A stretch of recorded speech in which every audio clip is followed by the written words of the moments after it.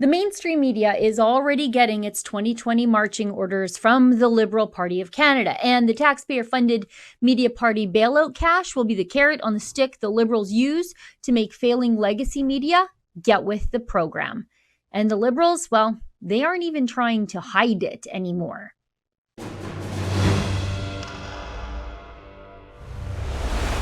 Do you think after the Liberals got their rear ends handed to them everywhere outside of the GTA, Montreal, and Ottawa, reduced to a minority government, that they might be ready for a little introspection in an attempt to unify a divided and broken confederation? And what about the media? After all the water carrying they did for the Trudeau Liberals in the past election, shouldn't they be doing some soul searching too? I mean, studies show that nearly 2/3 of Canadians are concerned that news outlets are too focused on large audiences, and 54% of Canadians believe organizations are too focused on a particular political ideology. And as far as the CBC goes, well, no one is really even watching it anymore. Well, does this sound like introspection to you? This is a recent interview in Quebec's La Presse with the Revenue Minister, Diane Leboutillier.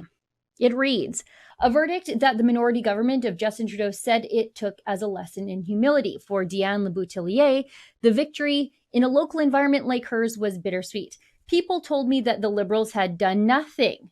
We had announced almost $500 million in my riding during my mandate, she argues.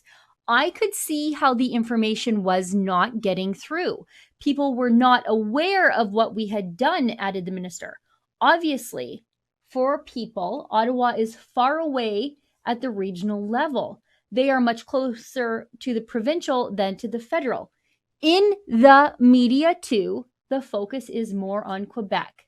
This is not obvious. Okay, that's a crazy enough statement, wouldn't you say? Talk about completely disconnected from reality. The media all over is overwhelmingly liberal, and people are force-fed liberalism every night on their TVs. And Leboutillier, unfortunately, she ran into people in her riding who rejected it. And it appears she was startled by these free thinkers in Quebec who reject Ottawa's paternalism.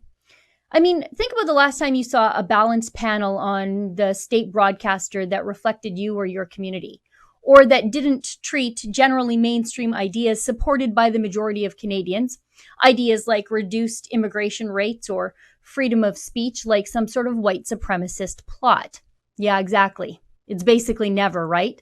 And who could forget how Unifor, the National Media Party Union, declared themselves the resistance to the Conservatives, with little or nearly no pushback from their own membership.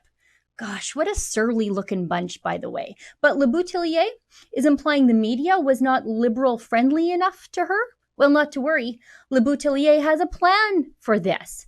Guess what Liberal minister is picking the recipients of the $600 million media party bailout? The Revenue Minister, Leboutillier herself. Blacklock's has the details, and just like us, Blacklock's says they won't take any of that bailout cash either. It reads, tax officials in a document called Guidance on the Income Tax Measures to Support Journalism said Minister Leboutillier would have final veto over which newspapers would qualify for aid.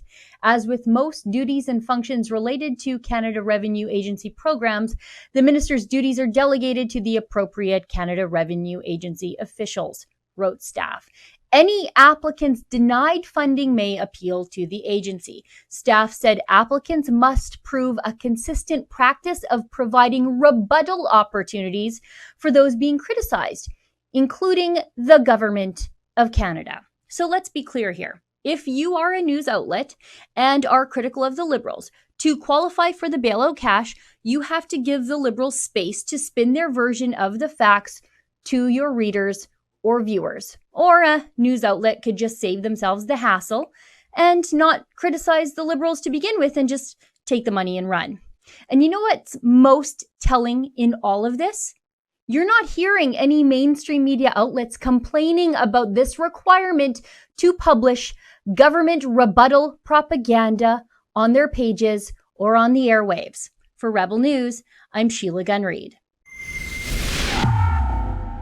Rebel News has big plans in 2020 to hold the government to account on behalf of the people. But unlike so many of our competitors, we won't take a dime in government bailout cash. To support us in 2020, please go to standwithrebelnews.com.